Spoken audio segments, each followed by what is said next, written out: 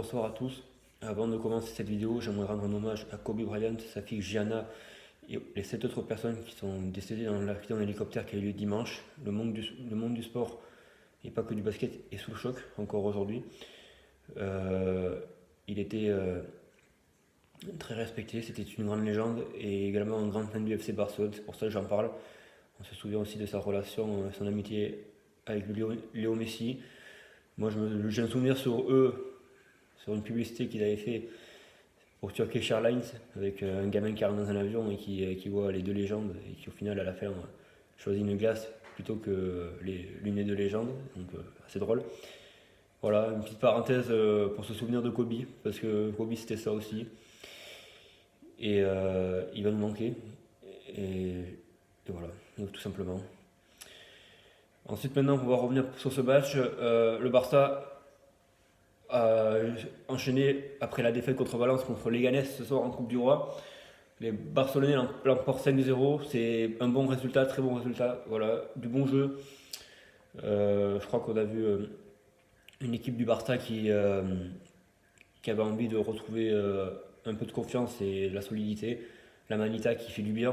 Doublé de Messi, but de l'Anglais, but de Griezmann et but d'Arthur. Des buteurs qui sont variés, 4 buteurs dans le match et honnêtement de beaux buts et de belles actions. Ça y est, c'est ça qu'on veut voir, c'est ce jeu-là qu'on veut voir. Donc espérons que ce soit positif pour la suite. Maintenant, on sait très bien que c'est que Leganés, avec tout le respect j'ai pour cette équipe qui est quand même dernière du championnat d'Espagne, qui galère cette saison. Voilà. Faut pas non plus dire que tout est réglé parce que c'était faible en face. Je pense que le Barça a été sérieux, vu le score. Et puis c'est cool, franchement, que ça puisse continuer, qu'on puisse avoir la même dimanche contre les Levante, reprendre de la confiance envers la Ligue des Champions, c'est très bien, c'est très bien. On a retrouvé une solidité et il faut se baser sur ça pour enchaîner, prendre confiance et devenir plus fort.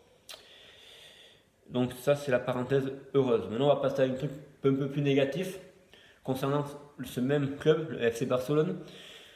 Je vais parler du mercato parce qu'évidemment le Barça on nous dit dans les journaux, on nous dit que le Barça cherche un attaquant pour cet hiver, que l'entraîneur veut un attaquant pour cet hiver, mais que visiblement la direction n'est pas prête à recruter. Très bien, dans ces cas-là, quand vous n'êtes pas prêt à recruter, messieurs les dirigeants, monsieur Abidal, monsieur Bartomeu, ne me vendez pas Carles Pérez en prêt avec option d'achat obligatoire à la Roma, gardez-le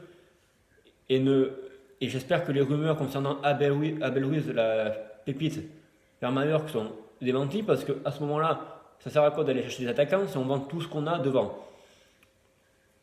Donc c'est la première chose. Je veux dire, à un moment donné, gardez vos joueurs.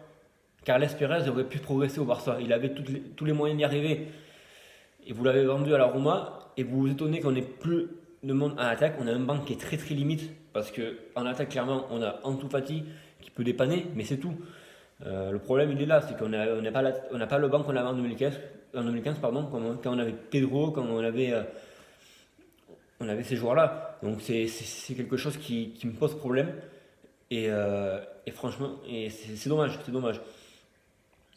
Je parle Pedro, Mounir, par exemple, ça me revient à l'esprit. On avait Deulofeu, je crois, déjà, à cette époque-là. Enfin, c'est dommage. Les joueurs sont partis. Aujourd'hui, on vend Carles Pérez et qu'est-ce que vous voulez que je vous dise? C'est dommage. Mais bon, on va retenir le positif quand même. La belle victoire, la Manita du Barça ce soir 5-0, solide. Et c'est une bonne chose pour la suite. Salut tout le monde.